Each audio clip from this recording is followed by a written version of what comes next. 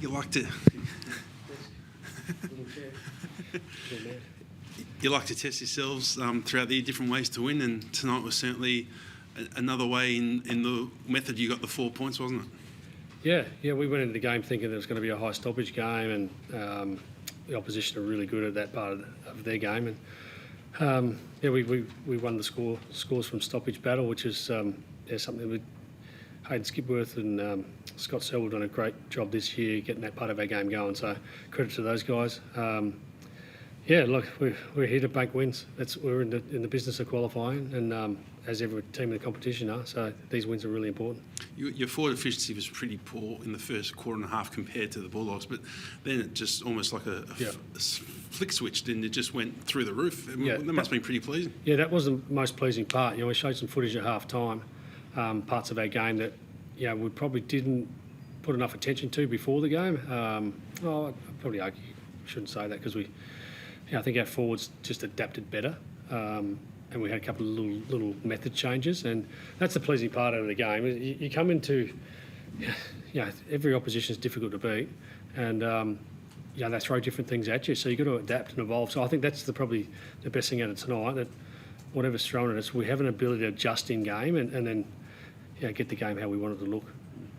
How important is Nick Dacos in that third quarter? Those two important goals and had 11 touches and really changed the context of that midfield. Yeah, it's just week after week. It's just press play and repeat on the messaging. He's an incredible talent.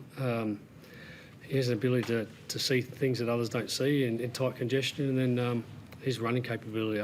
Again, it might not come through on TV, but he's incredible at covering the ground, and then a couple of really classy goals. So he's an amazing player.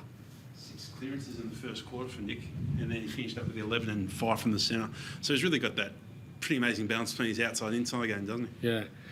He keeps coming to me midweek and saying, hey, am I playing mids? It's hard to put him back, isn't it? When he performs the way he is in recent times. So, what more can you say? I say it week after week, but he's really impacting the game right now.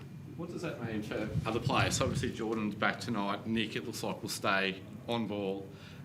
Does that mean, is it Tay or someone else has to get squeezed out or find a new role?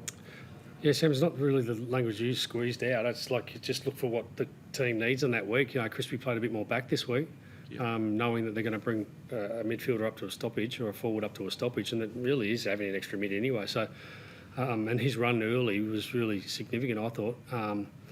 I'm not sure. Like Tay's played a lot of forward this year, but then pinch hit through the midfield. It's a good problem to have at the moment.